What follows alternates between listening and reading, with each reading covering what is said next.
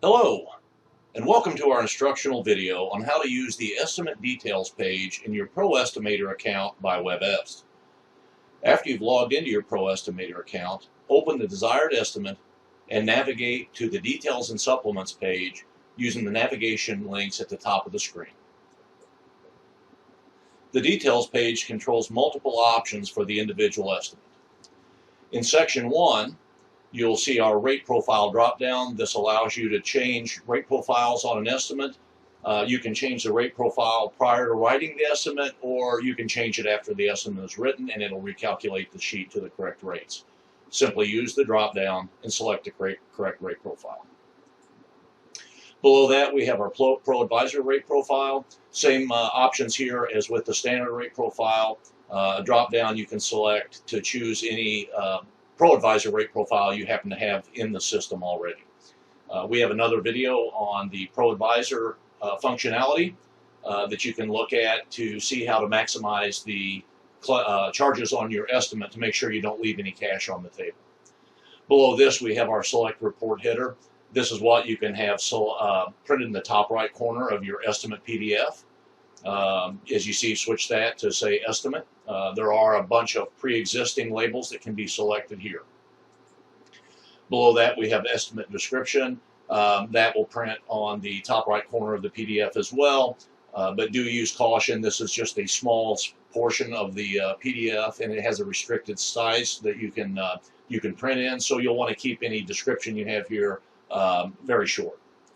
Below that, we have our Select Estimator. If you need to swap who the estimator is that actually inspected and wrote the estimate, just use this drop down here and you can select any pre-existing estimators you've created in the system. We'll have another video on how to create estimators and technicians that you can refer to on how to do that in a future video. Below this, we have estimate location. This is just an internal note that you can make a notation of where you inspected the vehicle at. Perhaps you did a mobile estimate. This is strictly for the shop's use only. Below this, we have repair notes.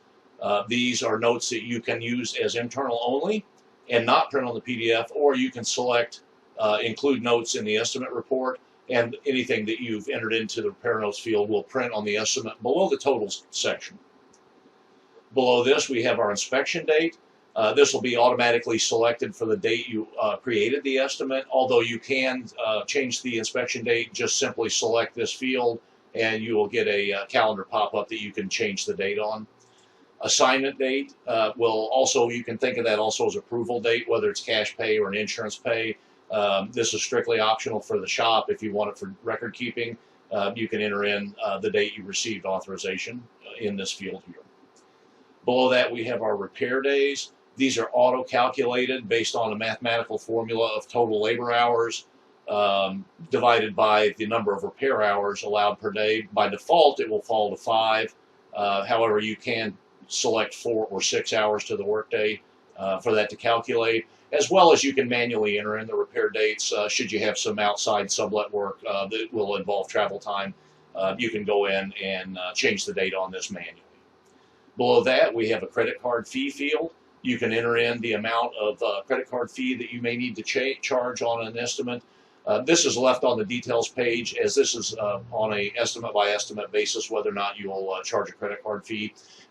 No need to use the percentage sign. This field is already calculating as a percentage. Just enter in the amount you need for that processing fee, and that'll be calculated in the totals of the estimate. And then below that, of course, you can choose whether or not that is a taxed charge. Over in Section 2, Job Status, this is where you'll open and close your repair orders. Just a quick note that when you do select to open the repair order, close it, you must use the Change Job Status button. It will not change the status of the estimate using the Save field. That's strictly for Section 1 on the left side of the screen. And we'll have a video on the repair order functionality as well as supplement functionality. Will be separated out so that we can cover those in a little more detail. Down in Section 3, also you'll see that we have the supplement area where you can lock the preliminary estimate and convert it into a supplement so that any additional lines will be flagged as separate from the preliminary. And this one you can You can open a supplement, and if you've made a mistake, you can undo the supplement as well. We will have that covered in a separate video. You'll find that the details page is one of the pages that you use frequently in your daily processing of your estimates. A lot of controls for each individual estimate on this page. This concludes our instructional video on how to use the estimate details page in ProEstimator by WebEst. Thank you for your interest in ProEstimator, and thank you for being a WebEst customer.